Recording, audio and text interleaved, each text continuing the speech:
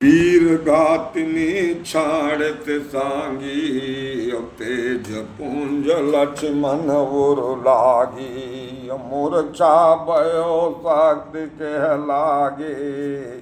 जैसे ही मेघनाथ ने ब्रह्म शक्ति छाड़ी लक्ष्मण लाल मूर्छित हो गए। तुरंत हनुमान लाल को भेजा गया, जाओ मित्र ने बताया सुखेड़ को लाओ, वरना ये सूर्योदय से पहले अगर बूटी नहीं आई तो उनके प्राण जा सकते हैं। वैद्य आया, उसने कहा मैं वैद्य दशानन के घर का किस तरह आपका काम करूं, अनुचित होगा यदि बैरी को लंकापति से आराम करूं। तुसे धर्म सत्य पर लक्ष्मण भी यदि मर जाए तो मर जाए। जब सुखेन ने कहा तो भगवान ने कहा धर्म है, चाहे मेरे भाई प्राण चले जाएं, ठीक है, जैसी नीति है वैसा करिए। तो ये द्रवित हो गया सुखेन और कहने लगा, हे नाथ धर्म चर्चा की थी केवल इस समय परीक्षा को, अन्यथा मातृ तो आया है करने स्वामी के सेवा को। ये मेरा धर्म है किसी भी मरीज को ठीक करना। तो मैं बता रहा हूँ, जाकर उत्तराखंड से अगर कोई बूटी प्रातः काल ला जाए तो इनके प्राण जीवित हो सकते हैं।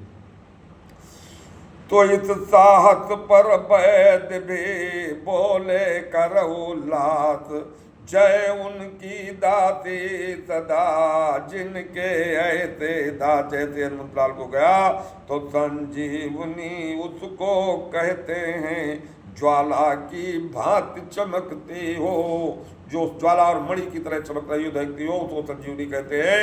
हनुमत लाल ने कहा मैं कैसे जानूंगा, तो यदि नहीं भोर तक आई तो वो जान नहीं बच सकती है। तो वैद्य राज के साथ ही बोल उठे युवराज, वीर तुम्हारे हाथ है अब रघुकुल की लाज। अंगद ने कहा हे रुद्रलाल तुम्हारे हाथ में इनके प्राण है, अब जान डाल कर लक्ष्मण में राघव को पूर्ण सुखी करना, जो सदा तुम्हारा ऋणी रहे उसको फिर आज ऋणी करना।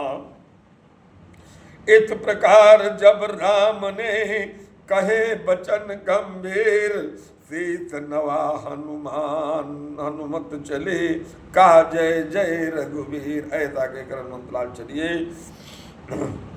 उधर नहीं निश्चिंत था लंका में 10 भाल, पहुंचाते थे गुप्तचर पल पल का ये हाल। उधर दशानन भी चिंतित था कि किसी तरह से रात न खुल जाए।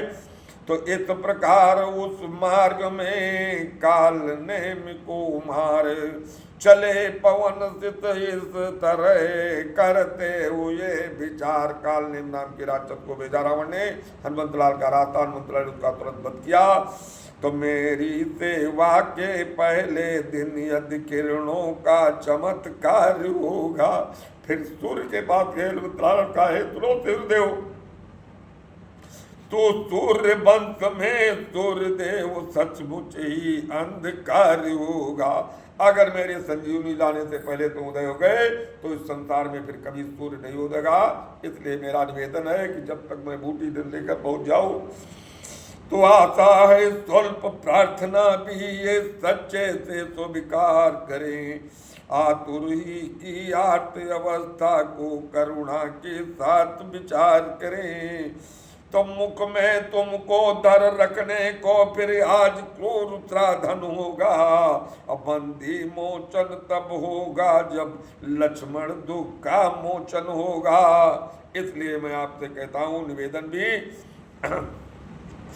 तो रावण ने इस जगह भी खेली थी ये चाल, भेज विमानों पे सचू करा दिया गिरिलाल। वहां उसने एक सचू को सारा पर्वत मणियों की तरह चलने लगा। ये रावण ने एक लीला और रची। हनुमत लाल सोच पे पड़ गए कौन सी बूटी है। तो गगन मार्ग से उन्होंने पूरा पहाड़ उठा लिया और खोद करके गगन मार्ग से कहे एक बूटी हम कहाँ तक ढूंढे, और गगन मार्ग से चल दिए। रास्ते में अयोध्या पड़ती थी, अर्धरात्रि में भरत जी ने देखा कि गगन मार्ग से रात्रि में शैल सहित हनुमंत चले उत्तराखंड से और दक्षिण दिशा तुरंत। तो घटना ये थी रण शक्ति लगी जब लखन लाल जी के उर में देखा तब मातु सुमित्रा ने दो स्वप्न यहाँ कौशलपुर में।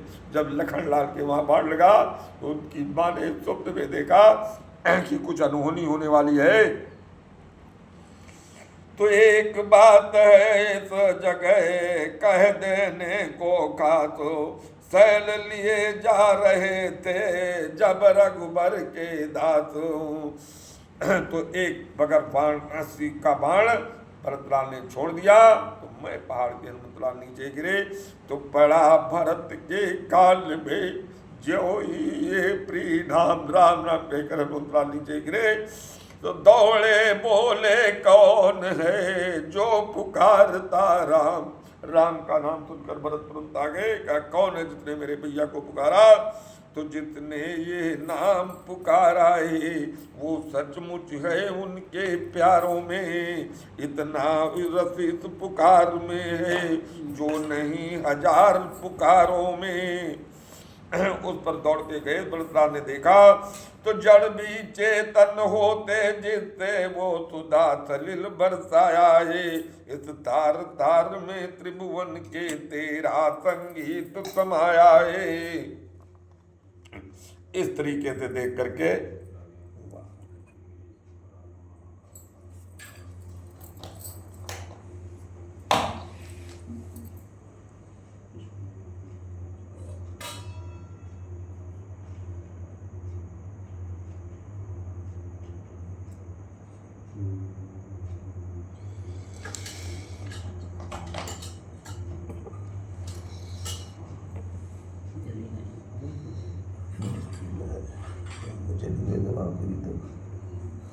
चलो हनुमंतलाल की जय हो।